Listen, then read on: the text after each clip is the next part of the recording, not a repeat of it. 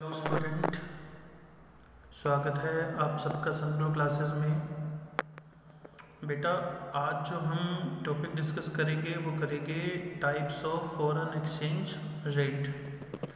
आपको याद होगा कि इसी टॉपिक पे लास्ट क्लास हमने डिसकंटिन्यू करी थी। तो बेटा, आज हमारा टॉपिक है types of foreign exchange rate.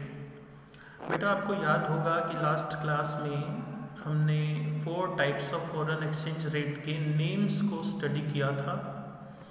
तो आइए अब उन नेम्स के डिटेल डिस्कशन में जाते हैं। बेटा, जो हमारा फर्स्ट एक्सचेंज रेट सिस्टम था, and you also have to make sure this is a types of foreign exchange rate system. This is a type of foreign exchange rate system, because if you will talk about foreign exchange rate, then there are only 2 rates, that is bid rate and ask rate. But here we are talking about foreign exchange rate system. So let's start.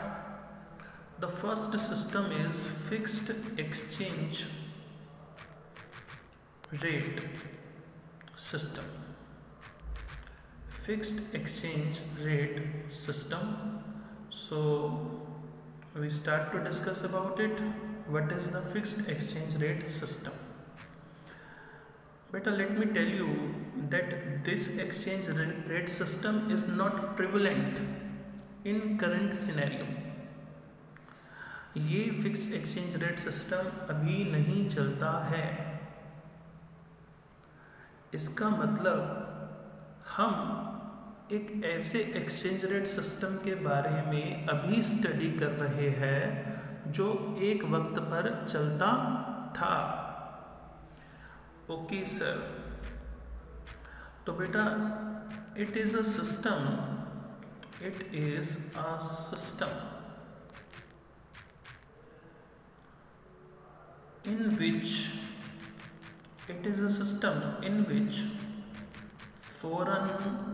in which foreign exchange rate is decided. It is a system in which foreign exchange rate is decided by the central government of the country. बेटा, एक ऐसा exchange rate system जहां पर foreign exchange के rate वहां की central government decide करे, उसे हम बोलते हैं बेटा fixed exchange rate system. Okay sir. तो बेटा, ये है fixed exchange rate system. Okay sir. बेटा, इस एक्सचेंज रेट सिस्टम में होता क्या है, मैंने अभी आपको बताया कि ये सिस्टम अभी नहीं चलता है। तो बेटा, हम ये बोल सकते हैं this is a traditional system, क्योंकि ट्रेडिशनल सिस्टम उस सिस्टम को कहा जाता है जो पुराना सिस्टम है या फिर जो पहले कभी चलता था। ऐसे सिस्टम को हम ट्रेडिशनल सिस्टम बुलाते हैं। Okay sir. इट मीन्स हम ये कह सकते हैं कि ये जो सिस्टम है ये फॉरेन एक्सचेंज रेट सिस्टम का ओल्ड वेरिएंट है। ओके सर, ठीक है। अब बेटा, इस एक्सचेंज रेट सिस्टम में होता क्या था कि गवर्नमेंट ने डिसाइड कर दिया कि $1 का रेट, गवर्नमेंट ने डिसाइड कर दिया बेटा $1 का रेट जो है वो 50 रुपये है। तो बेटा, अब ये जो रेट है ये क्या रहेगा, ये रहेगा बेटा फिक्स। बेटा, आज आप देखते हो कि फॉरेन एक्सचेंज रेट रोज चेंज होता है। On a daily basis foreign exchange rate gets change. You can see on the Google that it changes each and every day. But in this system, the rate is once fixed, it remain fixed.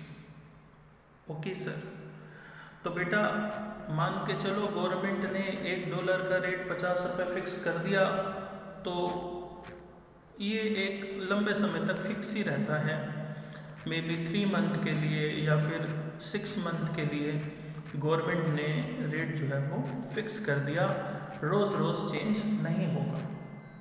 Okay sir, अब बेटा होगा क्या, जब ऐसा होगा तो हम देखेंगे कि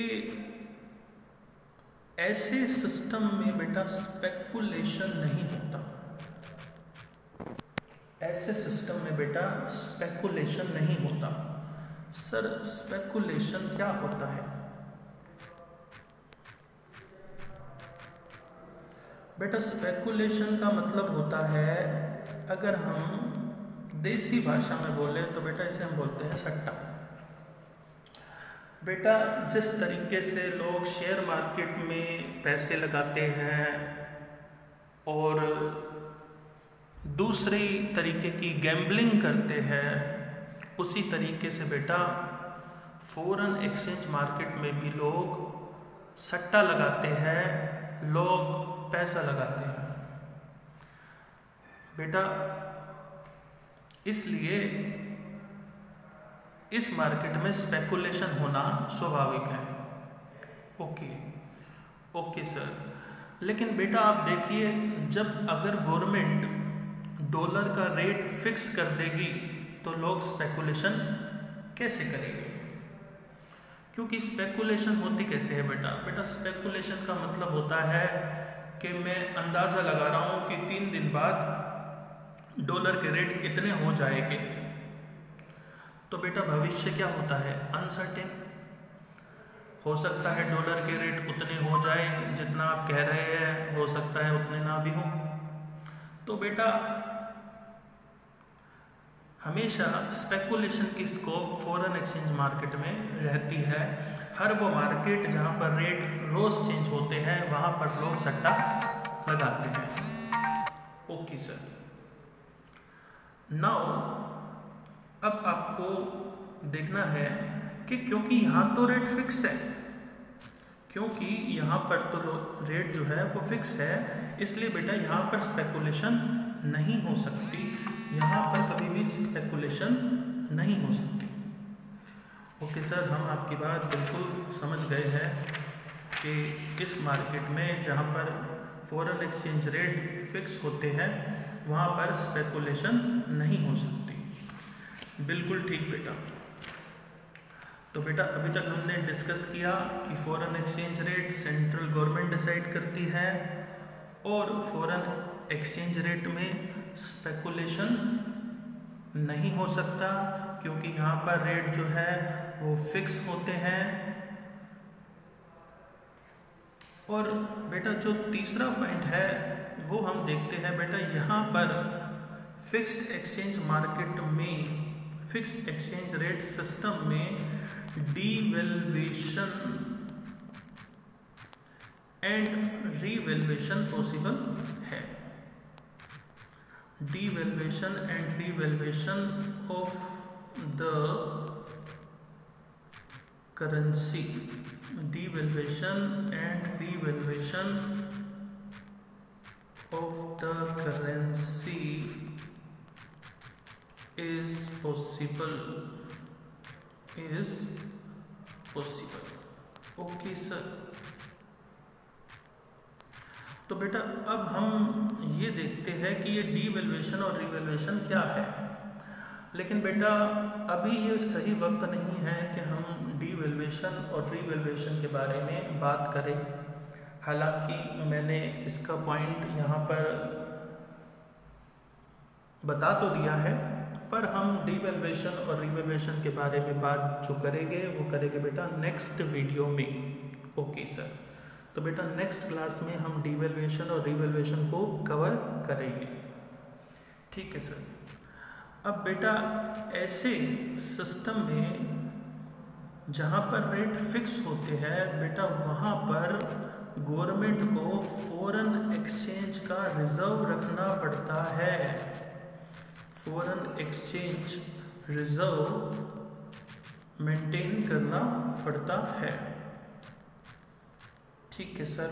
बेटा फॉरेन एक्सचेंज का रिजर्व इसलिए मेंटेन करना पड़ता है, हालांकि मैं यहाँ पे बल्कि ये लिखना चाहूँगा कि आरबीआई, अगर हम आरबीआई की बात करें तो RBI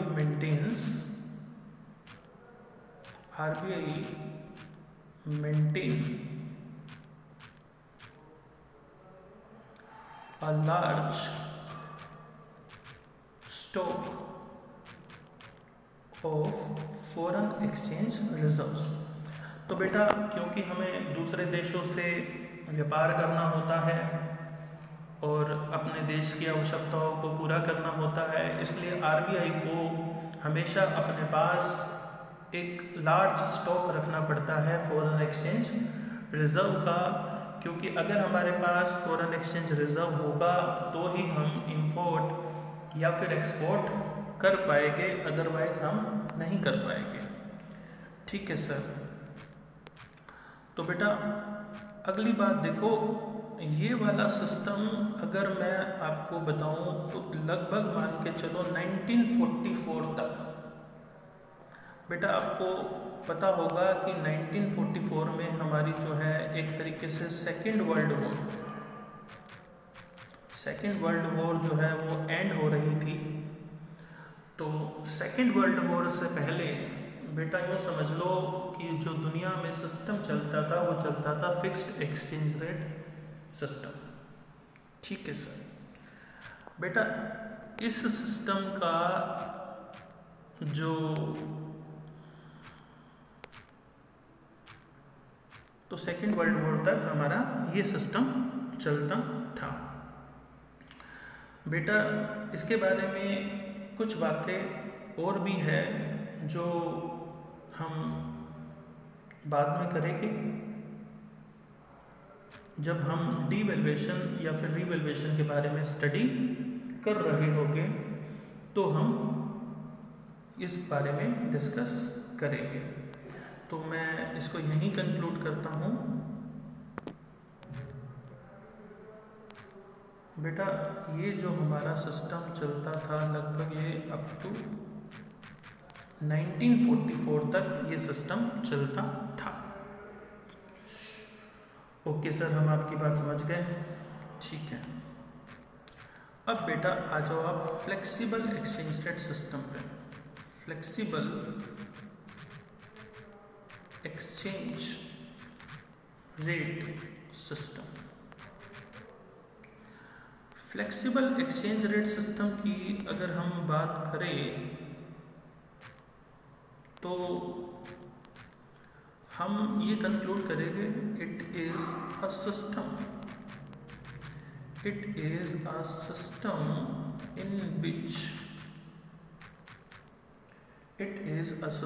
in which foreign exchange rate is decided by the demand and supply forces. It is a system in which foreign exchange rate is decided by the demand and supply forces. It means there is no role of central government. There is no role of central government to decide the forex rate. तो बेटा इस system में क्या हुआ, इस system में जो foreign exchange के रेट थे वो किसकी हेल्प से डिसाइड होते थे? वो होते थे डिमांड एंड सप्लाई फोर्सेस के हिसाब से। बेटा आपको याद होगा हमने 11th क्लास में डिमांड के बारे में पढ़ा था, सप्लाई के बारे में पढ़ा था, और हमने देखा था कि आज दुनिया में हर चीज़ के रेट जो है वो डिमांड और सप्लाई से डिसाइड होते हैं। बेटा ठीक उसी तरीके से फ्लेक्सिबल एक्सचेंज रेट सिस्टम में भी जो रेट होते हैं वो डिमांड एंड सप्लाई की हेल्प से डिसाइड होते हैं। ठीक है sir.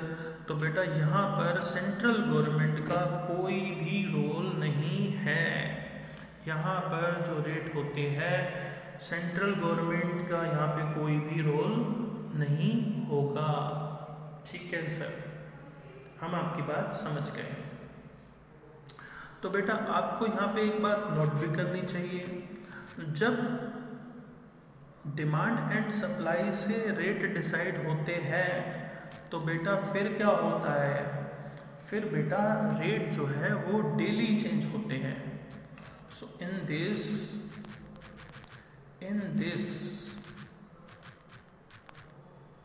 Forex rate is decided on daily basis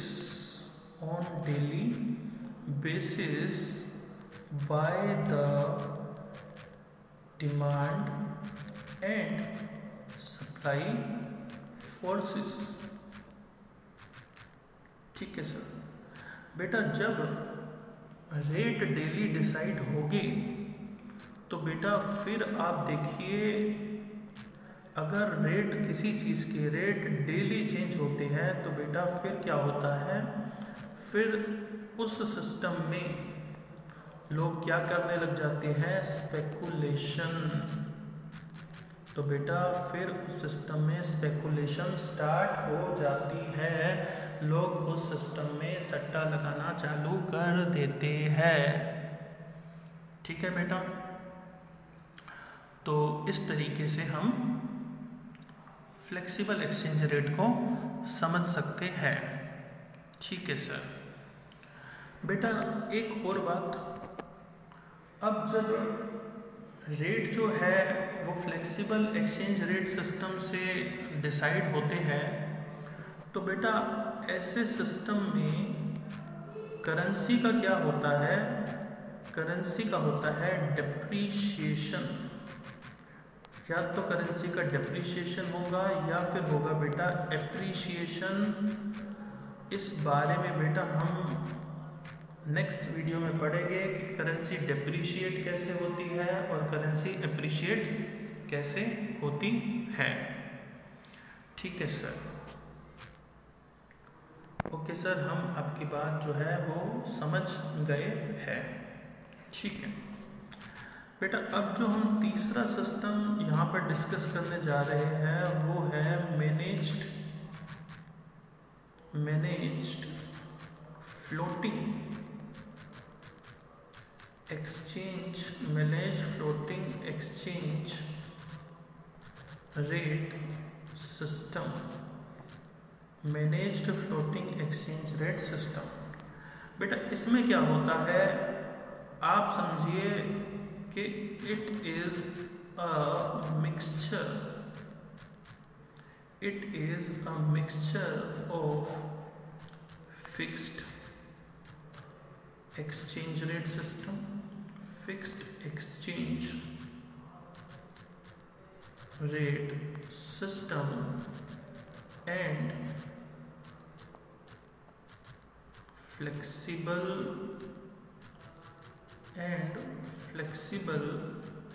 exchange rate system। Okay sir. तो बेटा फिक्स एक्सचेंज रेट सिस्टम और फ्लेक्सिबल एक्सचेंज रेट सिस्टम, अगर इन दोनों को आपस में मिला दिया जाए तो बेटा हम स्टडी करते हैं managed floating exchange rate system. Managed floating exchange rate system. ठीक है सर। अब बेटा होता क्या है, in this system in this system, forex rate is also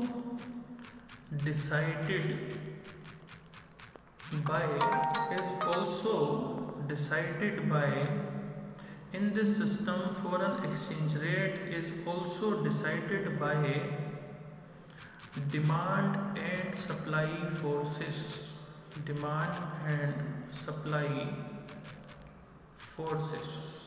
okay sir, but यहाँ पर आपको एक नोट लेना है, but central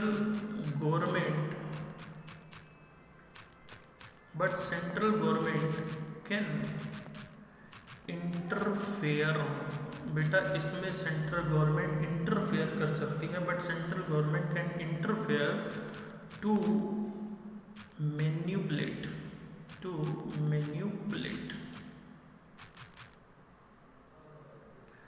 but central government can interfere to manipulate foreign या फिर forex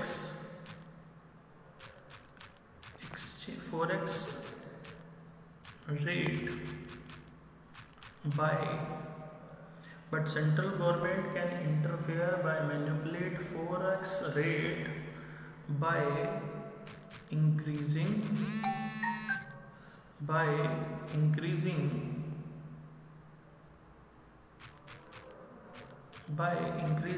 or decreasing money supply in the country। लेकिन बेटा इसमें क्या होता है, इसमें सेंट्रल गवर्नमेंट रेट्स को मैनिपुलेट कर सकती है, रेट्स को बढ़ा सकती है या फिर रेट को कम कर सकती है बाय इंक्रीजिंग और decreasing money supply in the country. Okay sir, ठीक है। तो बेटा इस तरीके से ये managed floating exchange rate system काम करता है। इसमें भी डिमांड एंड सप्लाई होती है, फ्लेक्सिबल एक्सचेंज रेट में भी डिमांड एंड सप्लाई होती है। दोनों में अंतर ये है कि फ्लेक्सिबल एक्सचेंज रेट सिस्टम में सेंट्रल गवर्नमेंट का कोई इंटरफेयर नहीं होता, जबकि managed floating exchange rate system में सेंट्रल गवर्नमेंट इंटरफेयर कर सकती है, फॉरेन एक्सचेंज के रेट को मैनिपुलेट कर सकती है। बेटा यहाँ पर आपको एक नोट और लेना है। बेटा इसमें जो सेंट्रल गवर्नमेंट इंटरफेयर करती है तो वो interfere according to rules and regulations होता है। In this central government follows all the rules and regulation.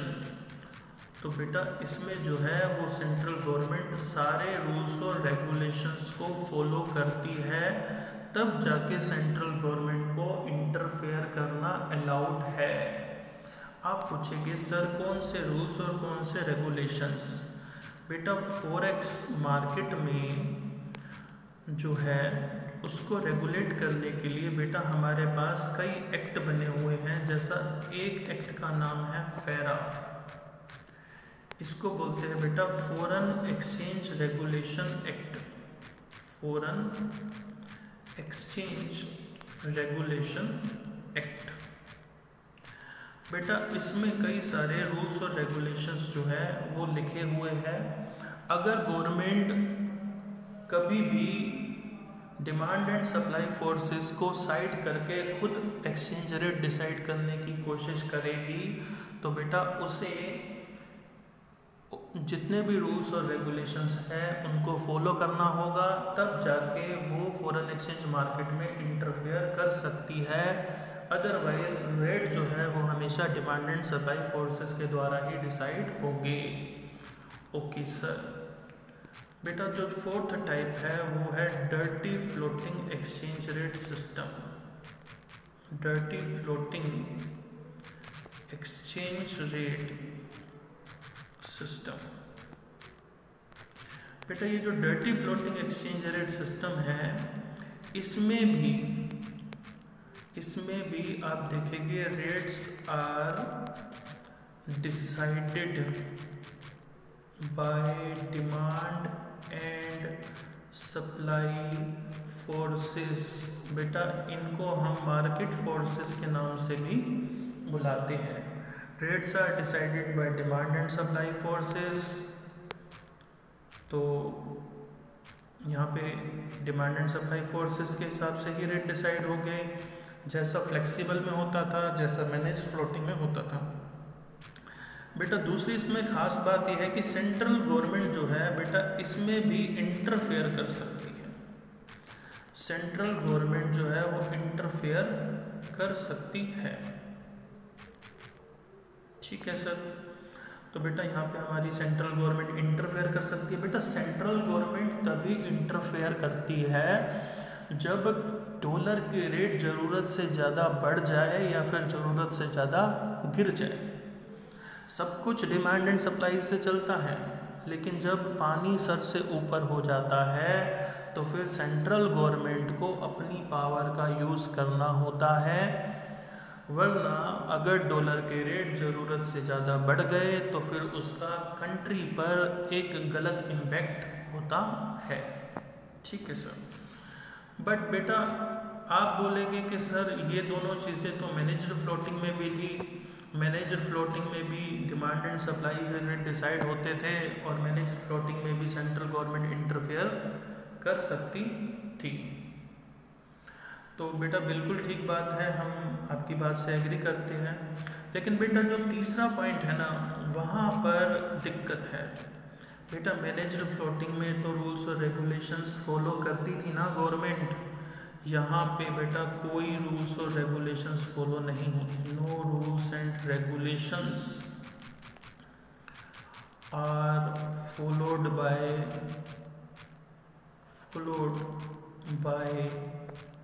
Central government. बेटा यहाँ पे कोई भी रूल्स और रेगुलेशंस फॉलो नहीं होते। ठीक है बेटा, क्योंकि यहाँ पे रूल्स और रेगुलेशंस फॉलो नहीं होते इसीलिए इसका नाम है dirty floating exchange rate system. I hope आपको मेरी बातें समझ में आई होगी। तो हम इस लेक्चर को यहीं पे कंक्लूड करते हैं। तो बेटा हम इस लेक्चर को यहीं पे कंक्लूड करते हैं।